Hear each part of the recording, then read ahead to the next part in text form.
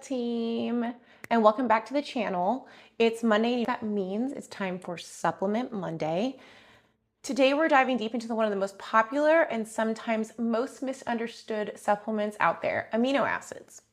We're going to cut through the marketing hype and answer the big questions. What are they? What do they actually do? And most importantly, do you need to be taking them? But before we would get into it, we have to start with our non-negotiable disclaimer that we give at the beginning of every single video. Listen up. The supplements that we discuss in these videos are exactly that. They are supplements. They are intended to be addition to a goal-oriented nutrition and training program. They are not magic pills meant to make up for a poor diet, inconsistent training, or a lack of sleep. If your foundation isn't solid, no amount of amino acids will get the results that you are looking for. Now, I know that I say that it does not replace a foundational nutrition program or a goal-oriented nutrition program because there are all different types of ways to eat to get to the goals that you're looking for.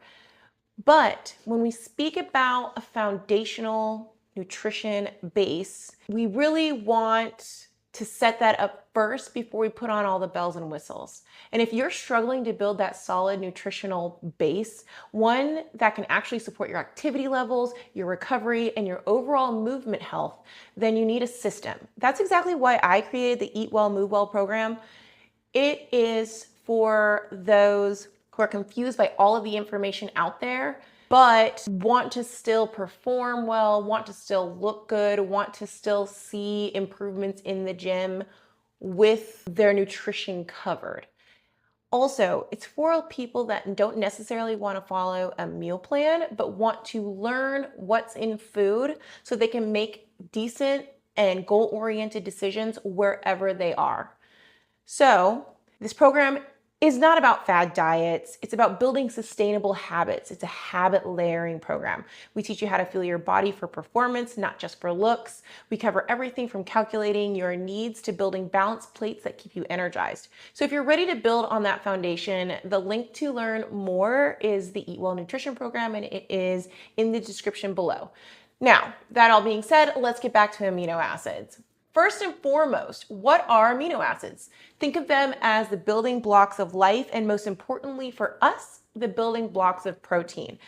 When you eat protein, like chicken, eggs, or a vegan protein powder, your body doesn't absorb it as a whole steak, as a whole unit. It breaks it down into its individual components, amino acids. These aminos are then reassembled in your body to build new proteins like muscle tissue, enzymes, hormones, and immune cells. There are 20 different amino acids that make up proteins in your body. 9 of these are called essential amino acids, meaning your body cannot make them. You must get them from external sources. The rest are non-essential, meaning that your body can produce them on their own, sometimes just not in enough to support a really active body. Now, in the supplement world, you'll see 2 main products. You're going to see BCAAs, which stands for branched chain amino acids. This is a subset of 3 essential amino acids. That is leucine, isoleucine, and valine. They're called branched chain because of their chemical structure. They are famous for their role in muscle protein synthesis, which is the process of building new muscles and reducing muscle breakdown.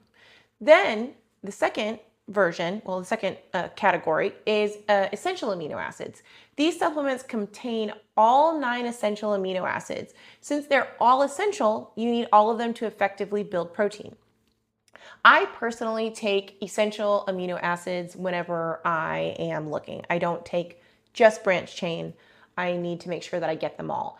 Essential amino acids will include isoleucine, leucine, and valine. So, the primary uses for amino acids are muscle growth and repair.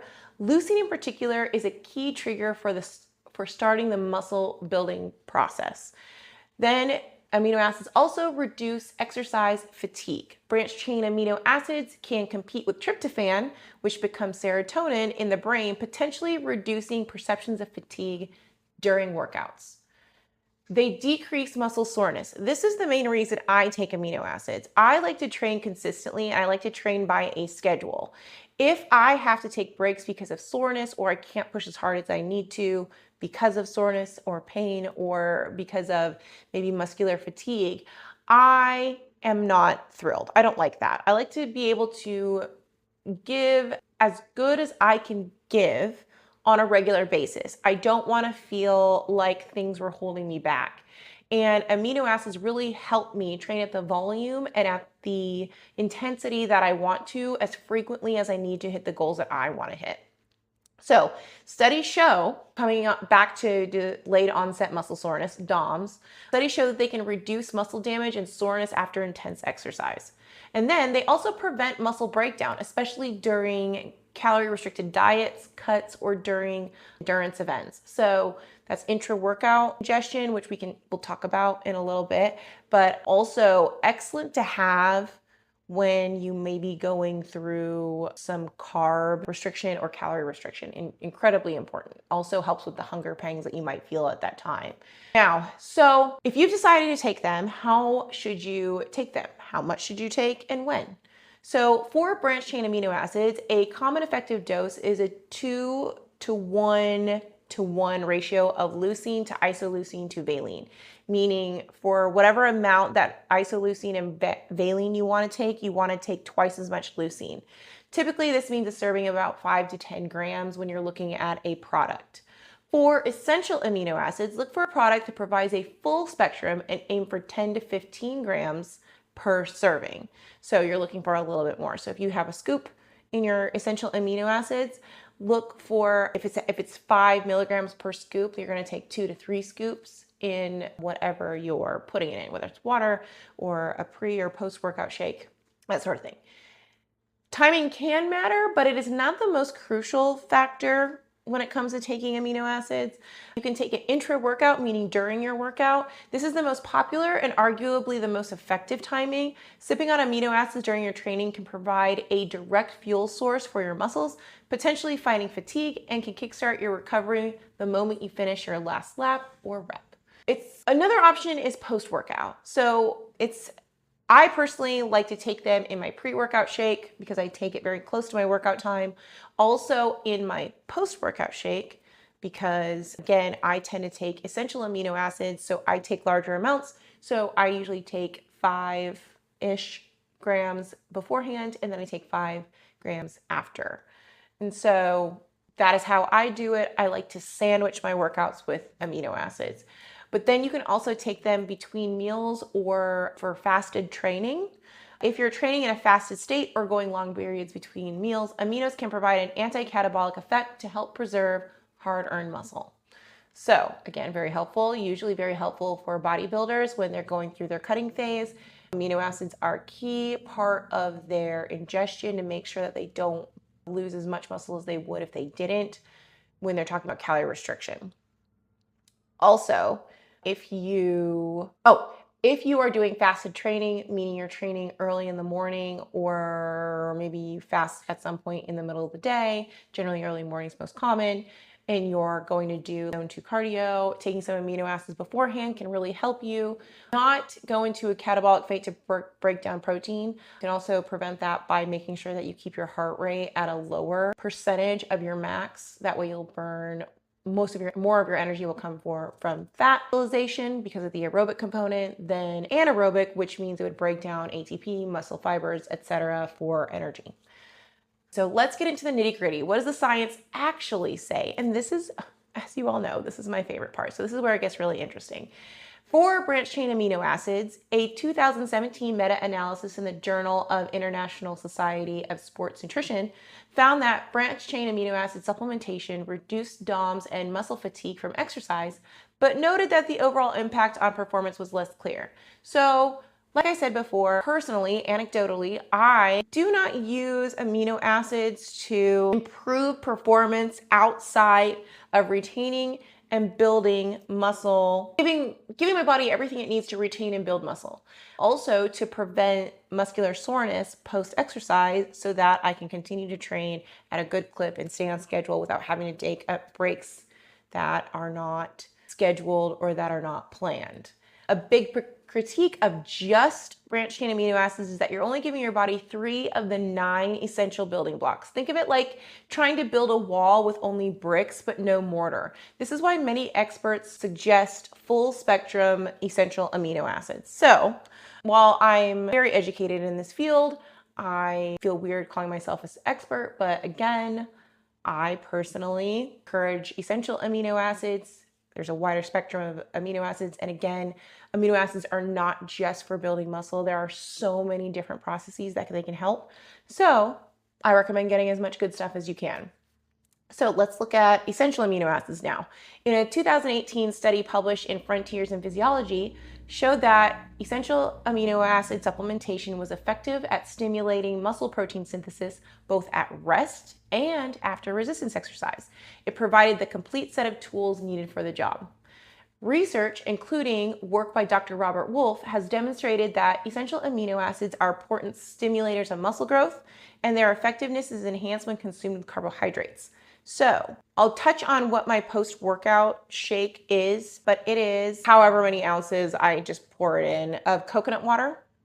I use a vegan protein powder just because it's easier to get, and I have found that dairy lowers my HRV, so I just use vegan protein powder for that reason alone, no wider reason. And then also, so I take 30 grams of protein, and then I have essential amino acids in it from that. And then I also personally like to use a carb powder. So 75 grams of carb powder, 75 grams of carbs in that carb powder as well, in a blender bottle, shake it up. I also take additional electrolytes, no sugar electrolytes from, hold on, Body. Oh my goodness, I have, it's IV, what is it? Anyway, Body Armor electrolyte drink with their IV version. But I like that as well for my electrolytes in that drink post-exercise because I personally sweat a lot. So I lose a lot of electrolytes, and I can, if I go too many days without supplementing with electrolytes, I will start cramping. So that is my post-workout shake. So it has essential amino acids, protein that also has amino acids, and then carb powder to make sure that I have that. So the biggest caveat of all of this is that the most important point from the research is this: if you are consuming adequate high quality protein throughout your day, around 1.6 to 2.2 grams per kilogram of body weight, so that's about 0.8 to 1 gram of protein per pound of body weight, the additional benefits of supplementing with branched chain amino acids or essential amino acids becomes much, much smaller. They are most beneficial for athletes training multiple times a day, those in a severe caloric deficit, or individuals who struggle to hit their protein targets with whole food. So here is the bottom line. Nail your total daily, we're going to talk about this in terms of priorities. We're going to make a little priority list for you. Your total daily protein intake from whole food sources like meat, fish, eggs, dairy, and legumes. We could talk about that in a different video, but it is important to eat as much whole food as you can. Consider essential amino acids over branched chain amino acids. They're just as easy to find. I'm going to put both in the description box of the different types that I recommend, but I do recommend essential amino acids over branched chain amino acids wherever I can. So if you're going to supplement, a full spectrum essential amino acid product is a more complete and often more effective choice. So best use cases that they are most useful during your workout for energy and focus, or first thing in the morning if you train fasted. They are not essential. Remember, this is an optimization tool. You can absolutely build an incredible physique without ever touching an amino acid supplement. If you found this deep dive helpful, do me a huge favor and hit the like button and subscribe if you haven't already. It really helps the channel out. It helps me. And it helps me learn and grow and be able to help more people. So let me know in the comments, do you currently use amino acids? Have you noticed a difference if you do use them versus not using them? And what supplement should we cover next on Supplement Monday? What would you like to learn more about? What would you like to see? I'm here for you. So if you don't comment and you don't ask, I'm just gonna do whatever I want. So you'll get whatever you get. And then don't forget to check out the Eat Well, Move Well program. The link is in the description box as well.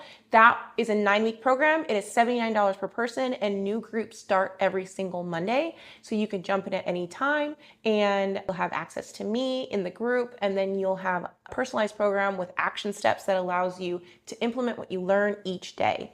And then thank you so much for watching. Stay strong, and I'll see you in the next one.